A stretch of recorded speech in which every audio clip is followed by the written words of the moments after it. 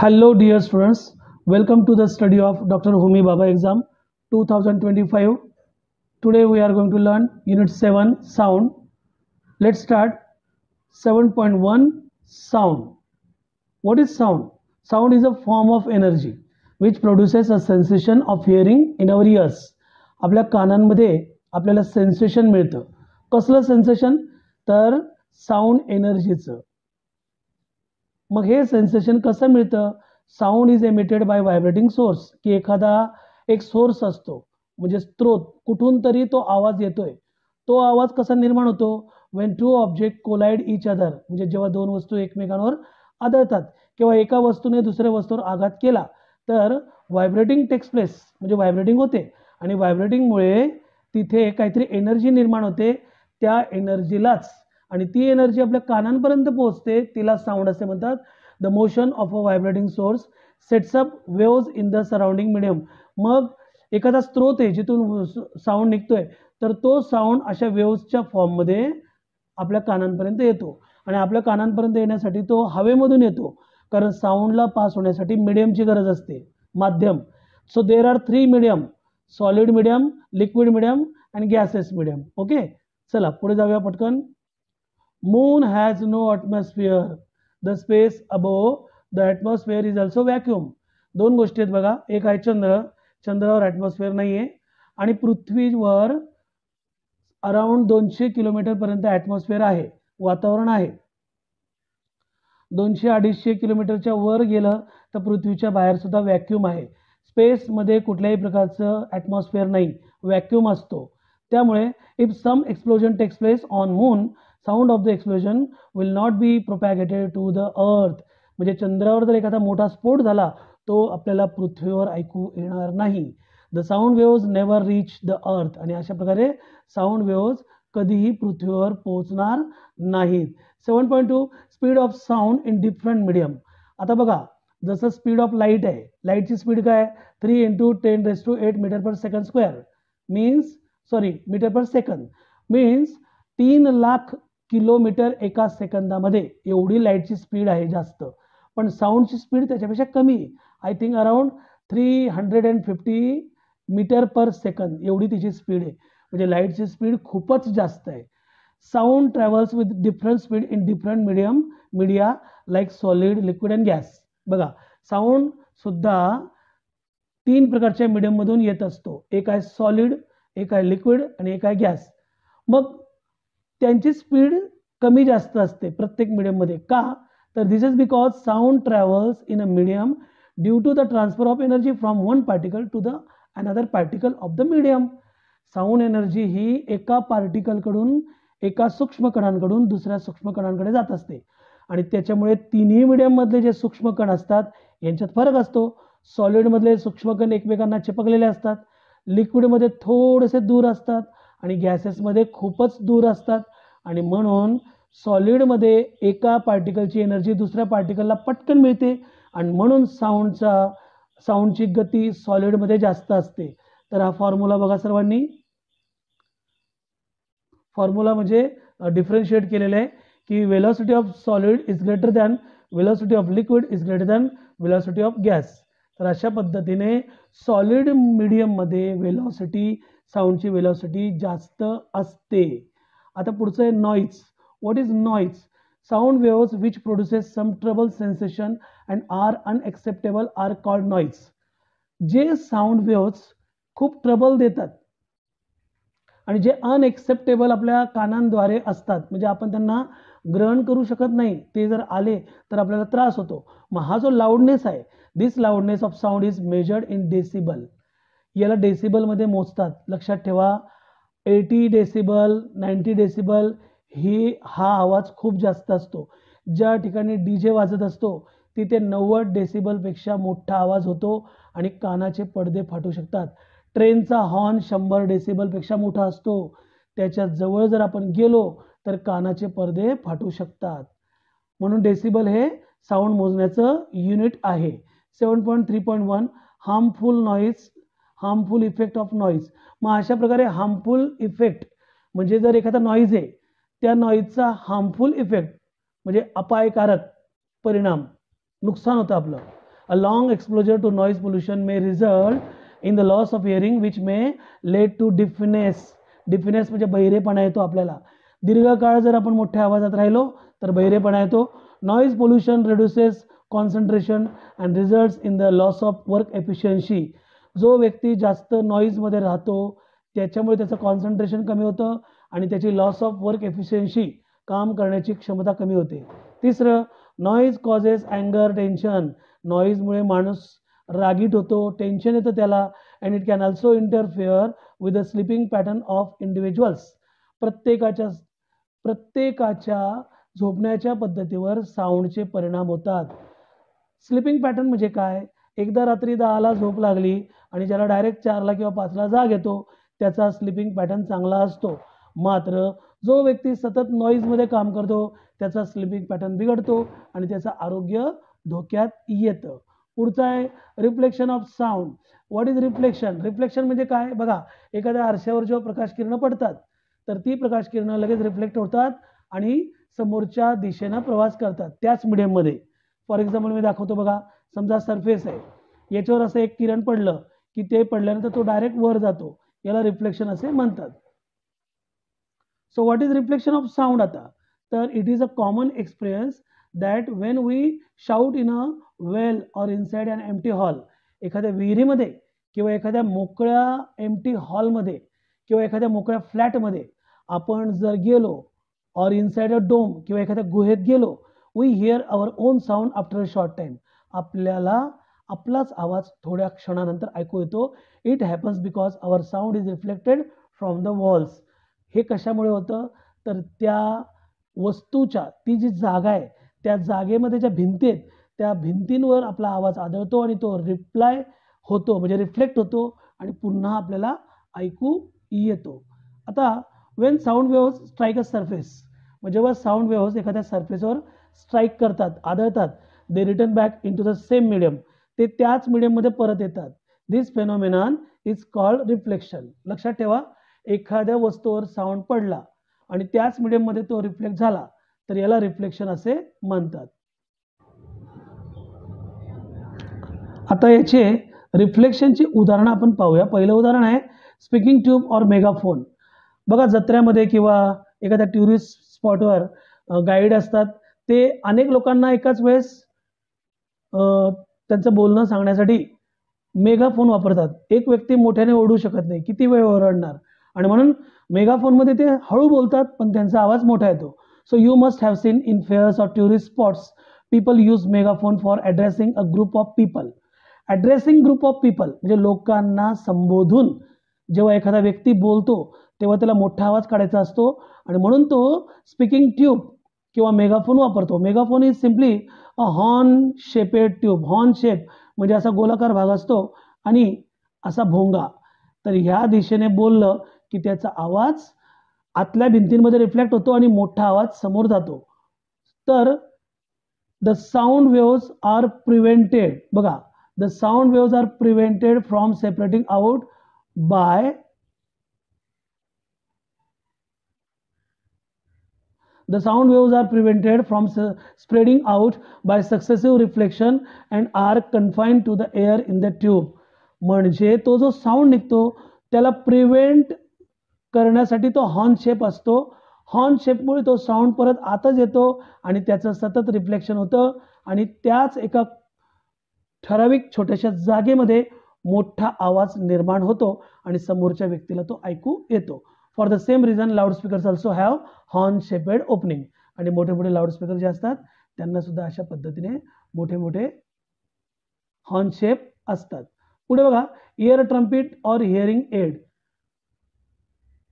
एक मिनिट.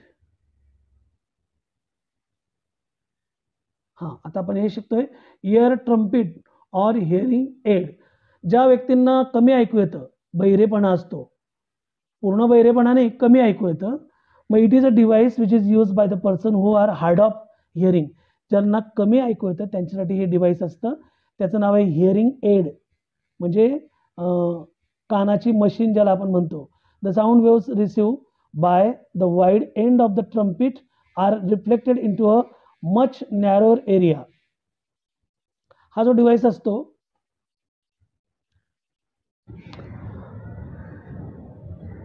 या डिव्हाइसमध्ये जेव्हा साऊंड आत प्रवेश करतात तेव्हा त्यांचं तिथे रिफ्लेक्शन घडतं आणि ते रिफ्लेक्शन होऊन तो आवाज आपल्या कानांच्या गुहेमध्ये जातो आणि आपल्याला क्लिअर ऐकू येतं. आता पुढचा टॉपिक बघा, स्टेथोस्कोप. आता डॉक्टर स्टेथोस्कोप वापरतात. त्यांना आपल्या हार्टची बीट किंवा लंग्सचा आवाज ऐकायचा असतो. डॉक्टर त्यांचा कान आपल्या छातीला लावू शकत नाही आणि त्यांना ऐकू पण येणार नाही. त्यासाठी स्टेथोस्कोप वापरतात. It is a instrument use by the doctors for listening sound produce within the body, specially in the heart and lungs. आपला हार्ट आणि लंग्सचा आवाज कसा येतोय हे ऐकण्यासाठी डॉक्टर स्टेथोस्कोप वापरतात. In the stethoscope the sound produce within the body of a patient to picked up by a sensitive diaphragm. मी तुम्हाला दाखवतो बघा, हा भाग असतो, हा दुसरा भाग असतो. हे दोन्ही डॉक्टरच्या कानात जातात आणि तिसरा भाग असा एकमेकांना जोडून पुढे एक पॅनल असतं, एक डिस्क असते. या डिस्कलाच डायफ्राम असं म्हणतात.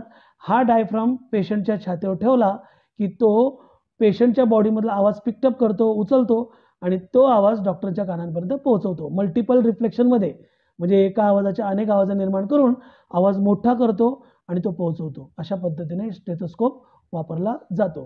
पुढे, sound boards are use in large halls to spread the sound throughout the hall. आता बघा, एखाद्या हॉलमध्ये स्पीकर बोलतोय, स्पीकर म्हणजे वक्ता, त्याचं बोलणं स्पीकरमध्ये जातंय, साऊंड स्पीकरमध्ये. आता त्या साऊंडचं तोंड प्रेक्षकांकडे ठेवलं जातं, पण त्या साऊंडचा आवाज स्टेजवर न राहता तो प्रेक्षकांकडे जावा म्हणून स्पीकरच्या बाजूला काही फळ्या ठेवल्या जातात, बोर्ड. त्या बोर्डचा आकार असा असतो, कॉन्केव बघा असा. म्हणजे इथे जर साऊंड आदळला या दिशेला तर तो साऊंड परत रिफ्लेक्ट होतो या दिशेला आणि पुन्हा मागे वळतो. तर अशा पद्धतीने हॉलमध्ये साऊंडचं रिफ्लेक्शन ठराविक दिशेला प्रेक्षकांकडे आवाज जावा म्हणून कॉन्केव रिफ्लेक्टिंग साऊंड बोर्ड वापरतात. मी तुम्हाला वाचून दाखवतो बघा.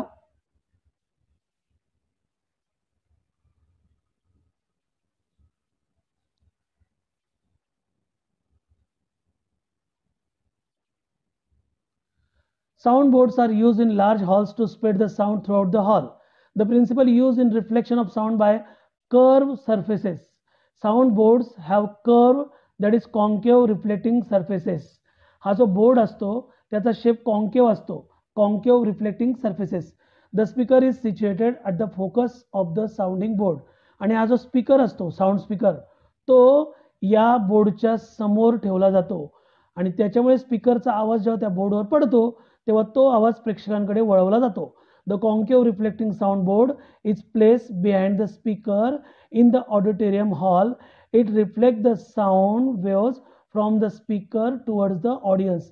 म्हणजे त्या साऊंडच्या मागे हे कॉन्केव बोर्ड ठेवलं जातं आणि मागे ठेवल्यामुळे जो आवाज मागे जात आहे त्याचं रिफ्लेक्शन होऊन तो आवाज प्रेक्षकांकडे वळवला जातो and prevents the spreading of sound in different directions.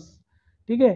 आता पुढचं पाहूया, echo. What is echo? The sound heard after reflection from a rigid obstacle is called an echo. Rigid म्हणजे घट्ट, म्हणजे दगडयुक्त, म्हणजे भिंत वगैरे, आणि ऑब्स्टिकल म्हणजे एखादा अडथळा. मग एखादी भिंत वगैरे असेल आणि त्या भिंतीपासून जर तुम्ही 11 मीटर साधारण 15 पावलं तुम्ही दूर उभे राहा आणि मोठ्याने आवाज करा, तुम्हाला तुमचा स्वतःचा आवाज ऐकू येईल. This is called the echo effect. आणि इको इफेक्टसाठी 11 metre is the minimum distance of hearing echo. परीक्षेला प्रश्न येऊ शकतो, इको इफेक्ट क्रिएशनसाठी किती मीटरची भिंत डिस्टन्स पाहिजे असतं, तर त्याचं उत्तर आहे 11 मीटरचं डिस्टन्स. आता आपण शेवटच्या टॉपिकपर्यंत आलो आहेत. Range of hearing. ऐकण्याची रेंज काय असते बघा. The human ear is able to hear sound in a frequency range of about 20 hertz to 20 kilohertz. हे लक्षात घ्या. एक आहे 20 हर्ट्ज, हर्ट्जचं युनिट आहे HZ. हर्ट्ज लिहिताना HZ लिहितात. हे साऊंडचं युनिट आहे, म्हणजे फ्रिक्वेन्सीचं, फ्रिक्वेन्सी. आणि हे आहे 20 किलो हर्ट्ज. 20 किलो म्हणजे 20,000 हर्ट्ज. आता हर्ट्ज काय? तर हर्ट्ज म्हणजे फ्रिक्वेन्सी. एका सेकंदामध्ये किती व्हायब्रेशन होत आहेत. 1 सेकंदमध्ये जर 10 व्हायब्रेशन होत असतील तर त्याला म्हणतात की 10 हर्ट्ज फ्रिक्वेन्सी आहे. जेवढं व्हायब्रेशन तेवढी फ्रिक्वेन्सी. मग माणूस कोणते आवाज ऐकू शकतो, तर 20 हर्ट्ज पासून ते 20,000 हर्ट्ज पर्यंत माणूस आवाज ऐकू शकतो. ओके, पुढे बघा आता. These limits vary from person to person and with age. मग आता हे तर एक ठराविक प्रमाण आहे, पण माणसाने हे प्रमाण बदलतं त्यांच्या वयोमानानुसार. मग लहान मुलं बघा, children can hear sounds of somewhat higher frequency say up to 30 kilohertz. लहान मुलं, माणसाच्या कानाची क्षमता 20,000 हर्ट्ज आहे, 20 किलो हर्ट्ज. पण लहान मुलं 30 किलो हर्ट्ज पर्यंत आवाज ऐकू शकतात. With age our ability to hear high frequencies sound diminishes. जसं माणसाचं वय वाढतं त्याची ऐकण्याची क्षमता कमी होत जाते. For the elders the upper limit often falls to 10 to 20 kilo hertz.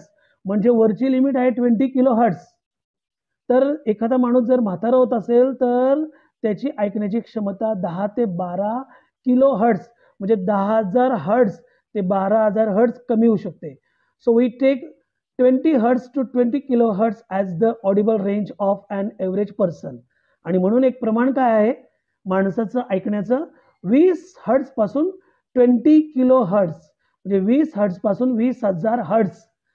Even in the audible range, the human ear is not equally sensitive for all frequencies. आता बघा त्यांनी म्हटलंय एवढी जरी क्षमता असली माणसाची तरी सगळ्याच प्रकारचे आवाज माणसं ऐकू शकत नाही. आता त्यांचा अभ्यास काय आपण डिटेलमध्ये करत नाही, फक्त वरून पाहतोय. सो बघा इथे बघा, it is most sensitive of frequency around 2000 to 3000 hertz. म्हणजे काही फ्रिक्वेन्सी अशा आहेत म्हणे 2000 to 3000 की ज्या मोस्ट सेन्सिटिव्ह आहेत ते आपण ऐकू शकत नाही. Sound of frequencies less than 20 hertz is known as infrasonic sound. बघा 20 हर्ट्जपेक्षा जे कमी आवाज आहेत त्यांना इन्फ्रासॉनिक साऊंड और इन्फ्रासाऊंड असे म्हणतात. आणि sound of frequency that greater than 20 kilo hertz is known as ultrasonic और अल्ट्रासाऊंड. म्हणजे बघा इन्फ्रासॉनिक साऊंड, अल्ट्रासॉनिक साऊंड. इन्फ्रासॉनिकला इन्फ्रासाऊंड म्हणतात, अल्ट्रासॉनिकला अल्ट्रासाऊंड म्हणतात. कुठला पण एक शब्द वापरा. समजा इन्फ्रासाऊंड 20 हर्ट्जपेक्षा कमी आवाज, कमी साऊंड. अल्ट्रासाऊंड म्हणजे 20,000 हर्ट्जपेक्षा जास्त आवाज. आता पुढे, different animals have different ranges of Audible frequencies. म्हणजे प्रत्येक प्राण्याची वेगवेगळी फ्रिक्वेन्सी ग्रहण करण्याची क्षमता असते, ऐकण्याची क्षमता असते. A dog can hear sounds of frequency up to about 50 kilo hertz. माणसापेक्षा जास्त. माणसाची रेंज आहे 20 किलो हर्ट्ज. कुत्रा 50 किलो हर्ट्जपेक्षा जास्त ऐकतोय. अँड अ बॅट म्हणजे वटवाघूळ up to about 100 kilo hertz. My god, 1,00,000 hertz. आणि dolphin can hear sound of even higher frequencies. आणि डॉल्फिन नावाचा मासा आहे तो तर आजूबाच आहे, तो याच्यापेक्षाही जास्त मोठ्या फ्रिक्वेन्सीजला ऐकू शकतो.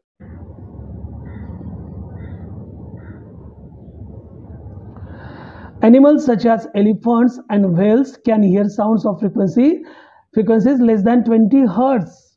एलिफंट आणि व्हेल मासा हे मात्र 20 हर्ट्जपेक्षा कमी आवाज ऐकू शकतात. इन्फ्रासाऊंड ऐकण्याची क्षमता एलिफंट आणि व्हेलमध्ये आहे. आणि अल्ट्रासॉनिक आवाज ऐकण्याची क्षमता डॉगमध्ये आहे, डॉल्फिनमध्ये आहे आणि अजून आपण काय शिकलो, बॅटमध्ये आहे. तर अशा पद्धतीने विद्यार्थी मित्रांनो वेगवेगळ्या प्राण्यांची वेगवेगळी क्षमता असते. आणि शेवटी some fishes can hear sounds of frequency as low as 1 to 25 hertz. 1 पासून ते 25 हर्ट्जपर्यंत म्हणजेच इन्फ्रासाऊंड. 20 हर्ट्जपर्यंत इन्फ्रासाऊंड आहेत. तर एवढे कमी आवाज ते ऐकू शकतात. लक्षात घ्या, जेवढी जास्त फ्रिक्वेन्सी असेल तेवढी त्या आवाजाचा शार्पनेस जास्त असतो, म्हणजे किंचाळपणा. एखादा व्यक्ती किंचाळतो बघा मोठ्याने, एखादा गायक गाणं गातोय, तो जेव्हा खालच्या बेसमध्ये गातो तेव्हा तो आवाज असा समजूया की इन्फ्रासाऊंडमध्ये खालच्या पटीत, पण तो जेव्हा एकदम हाय पिचमध्ये गातो, कव्वाली गायक उंच उंच गाणारे ते वरच्या पिचमध्ये जातात तेव्हा त्यांची फ्रिक्वेन्सी जास्त होते. त्याला आपण असं म्हणू शकतो की अल्ट्रासाऊंड. तुम्हाला समजवण्यासाठी मी हे बोलत आहे. तर अशा पद्धतीने साऊंड हे चॅप्टर आपण कंप्लीट केलेलं आहे. तुम्ही पुन्हा एकदा वाचून घ्या, प्रश्नोत्तरांचा सराव करा आणि खूप अभ्यास करा. जय Hind, take care, bye bye.